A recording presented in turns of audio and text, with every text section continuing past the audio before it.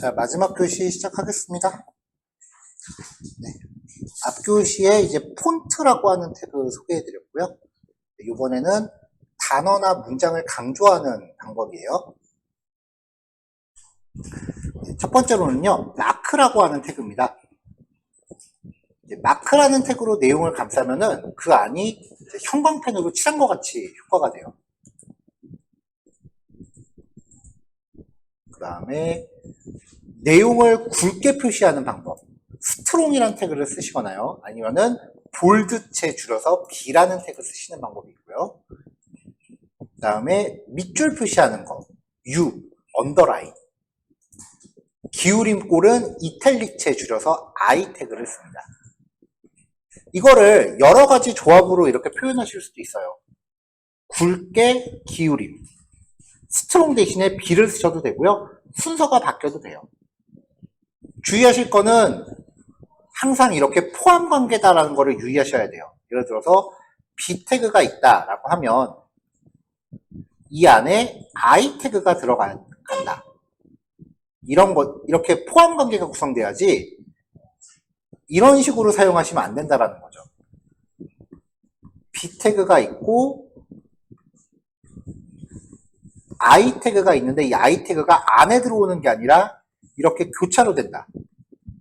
그럼 B가 있고 이 안에 I가 이렇게 교차되는 형태잖아요. 이렇게 하시면 안 된다는 거죠.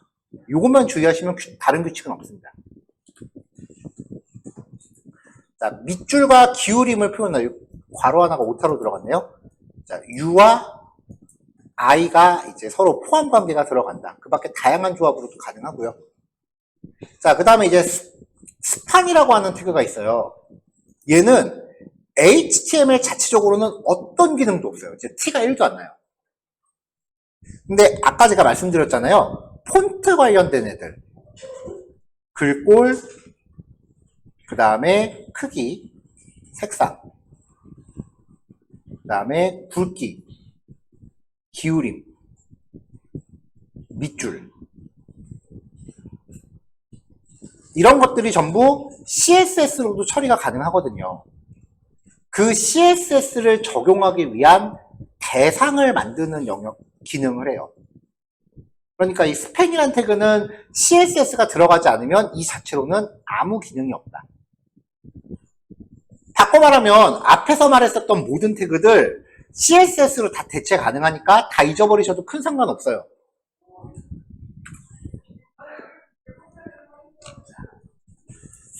자, 요거 관련된 기능이에요.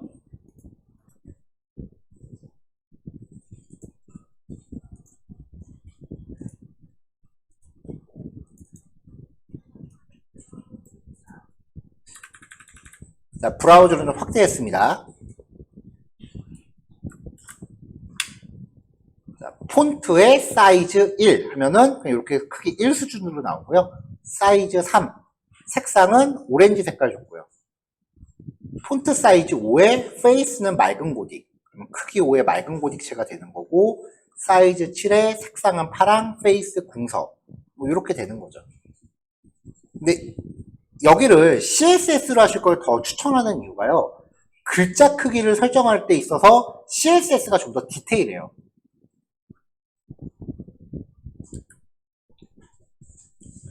자, 폰트 태그는 중첩 사용도 가능해요. 자, 폰트 태그 안에 폰트를 또는 겁니다. 그러면은 요 전체 영역이 사이즈 3의 진한 초록색의 굴림체로 적용이 돼요. 요 영역이 전체적으로 요 특성을 적용을 받고요. 그 안에 폰트 태그가 또 있다. 사이즈 5의 빨강의 궁서죠. 거기만 별도로 강조하는 겁니다. 항상 안쪽에 있는 게 우선합니다.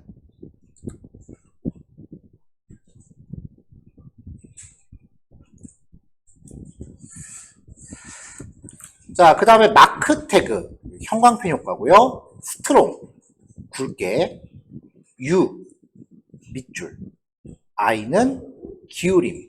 이런 식으로 뭐 원하시는 대로 조합해서 쓰실 수도 있고요.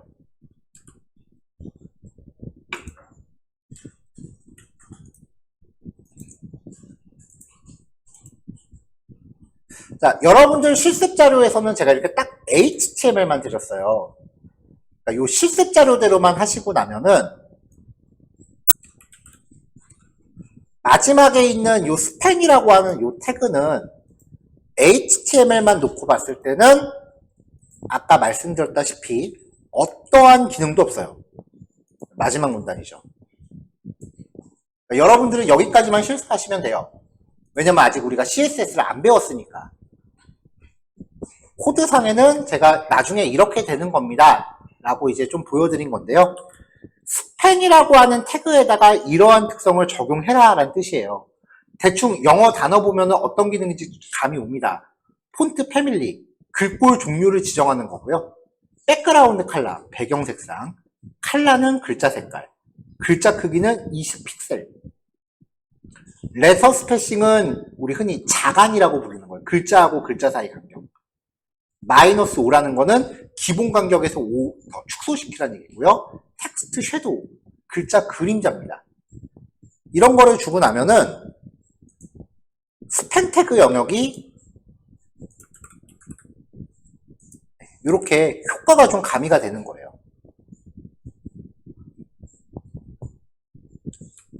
근데 CSS가 없다면 이 스팬 자체로는 아무런 기능도 없다. 그러니까 오늘 실습에서는 아무 기능 없는 스팬 태그만 확인하시는 겁니다. CSS까지는 아직 안 하셔도 돼요.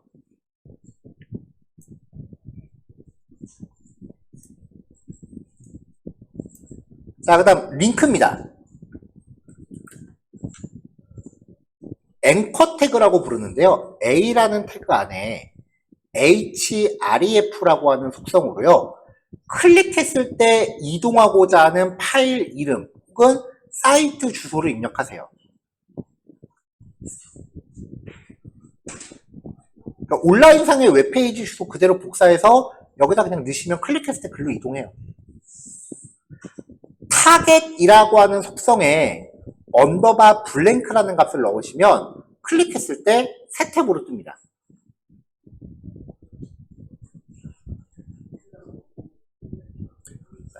여기에 이제 파일 이름을 지정할 때 상대 경로, 절대 경로가 가능하다라고 표기가 되어 있는데 이거는 지금은 신경 쓰시지 마세요.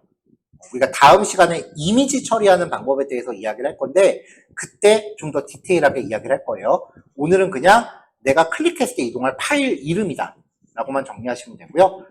웹사이트 상의 주소는 HTTP부터 시작하는 온라인 상의 주소.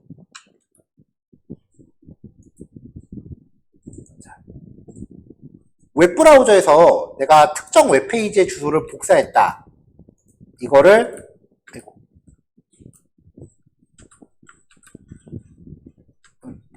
이상한 게 나오네요. 잠시만요.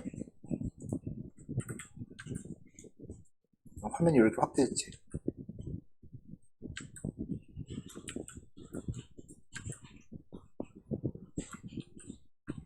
됐다. 죄송합니다. 단축키를 뭐 잘못 눌렀더니. 자, 네이버로 가서 이 주소를 내가 복사한다. 이렇게 하면은 이게 웹상의 주소다라는 걸 의미할 때는 HTTP나 HTTPS부터 시작을 해요. 이런 형태로 가져오면은 클릭했을 때 온라인 페이지로 넘어갈 수 있다는 겁니다.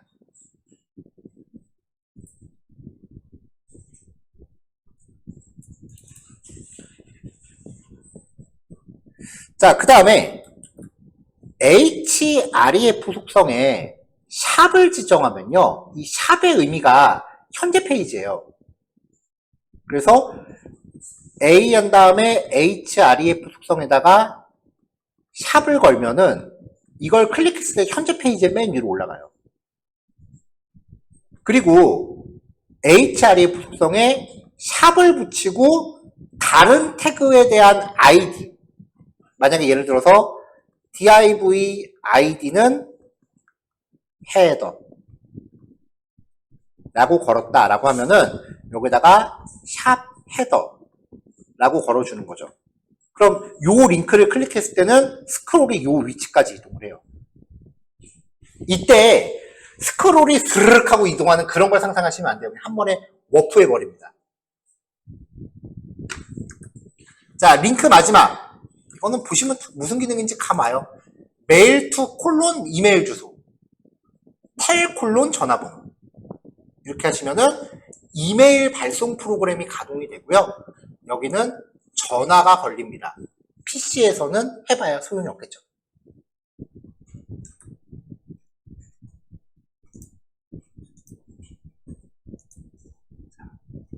자, 그래서 링크예요.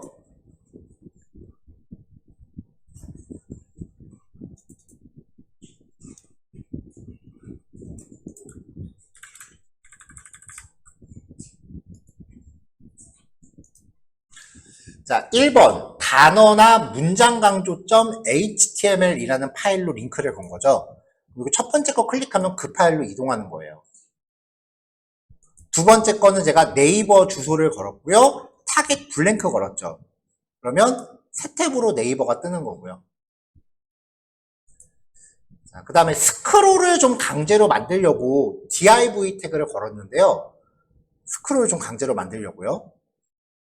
그래서 요 예제에 한해서 어쩔 수 없이 CSS를 좀 썼습니다. id 값에 접근하는 게 보통 샵을 붙여서 적용을 해요. 요 div 공간에 height, 높이가 1000픽셀 정도 되는 높이를 가져라 라고 이 영역의 높이 값을 강제로 준 거예요. 그러면 이 빈 공간이라는 div 태그의 높이가 1000픽셀이 됩니다. 그래서 그 이후 내용이 밑에 표시가 되는 거죠.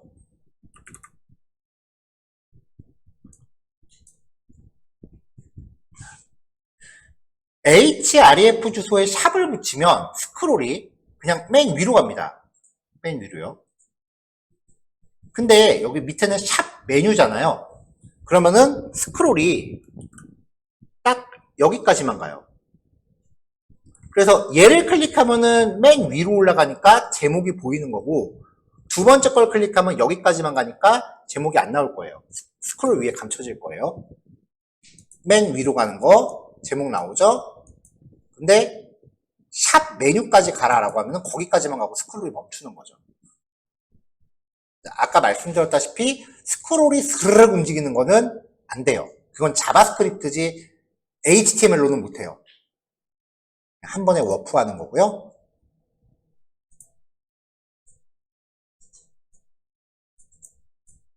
자, 마지막으로 여기 메일 보내기. 컴퓨터에 있는 메일 기본 프로그램이 떠요. 그러니까 윈도우 같은 경우에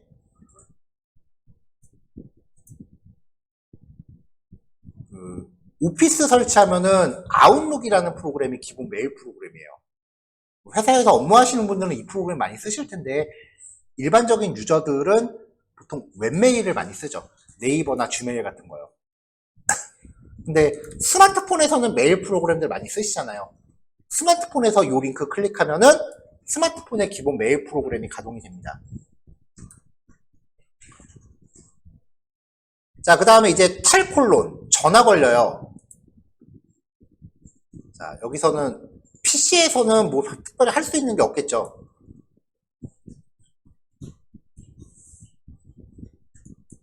근데 이제 스마트폰 같은 경우는 실제로 전화가 걸리고요. 제가 이거 첫날 여쭤봤어야 되는데 혹시 개인적으로 맥북 쓰시는 분 계신가요? 네. 강의실 컴퓨터가 윈도우니까 어쩔 수 없이 윈도우 기준으로 수업하는데 뭐 저도 집에서는 맥을 쓰고 있으니까 뭐 디바이스 차이 때문에 나타나는 그 질문이 있으실 때는 따로 문의 주세요. 맥북 쓰시는 분들은 만약에 아이폰까지 쓰시면 페이스타임 연결해서 그 PC상에서 전화 거는 게 가능해요. 만약에 그렇게 세팅해 놓으면은 이거 클릭하시면 맥북에서도 전화가 걸려요. 중요한 얘기 아니었고요. 그래서 링크에 대해서 살펴봤습니다. 자, 마지막 내용 짧아요. 어드레스라고 하는 태그인데요. 태그만 보면은 딱 주소를 표현하는 기능인 거죠. 근데 얘가 좀 의미가 광범위해요. 연락처를 포함시키셔도 되고요. 주 목적은 카피라이트 표시입니다. 이 태그 안에 들어가는 내용은 저작권을 명시하기 위해서 작성되는 내용이다. 그런 의미예요. 어드레스 태그 안에는 지금까지 학습한 모든 종류의 HTML 태그를 포함시킬 수 있어요. 아까 시작할 때 처음 말씀드린 건데 문단 안에 단어나 문장이 포함돼야 돼요. 반대 경우 성립할 수 없어요. 그러니까 폰트 A, 스트롱, B, U, I, 스파는 문단을 포함하는 계열을 포함할 수 없다. 테이블은 아직 우리가 진도 안 나갔습니다. 요게 이제 기본 원리인데 HTML이 발전하면서 예외가 생겼어요. 이 규칙에 대해서 제일 많이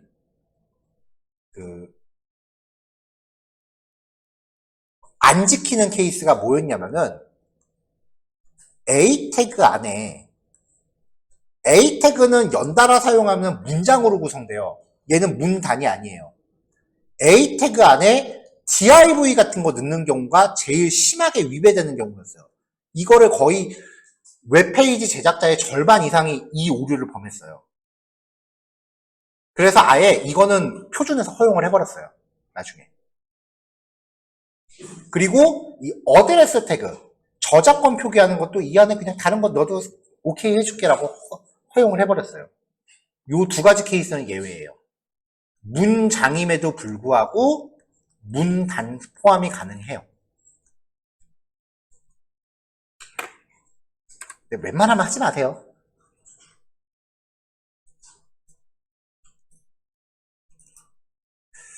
자, 그래서 보통 이제 어드레스 같은 경우는 푸터 영역에 많이 들어가죠. 하단 영역에 어드레스 들어가고 카피라이트 표기. 카피라이트 표기하고 그 다음에 이제 클릭했을 때 보통 이메일 발송되도록 이런 식으로 지정을 하죠.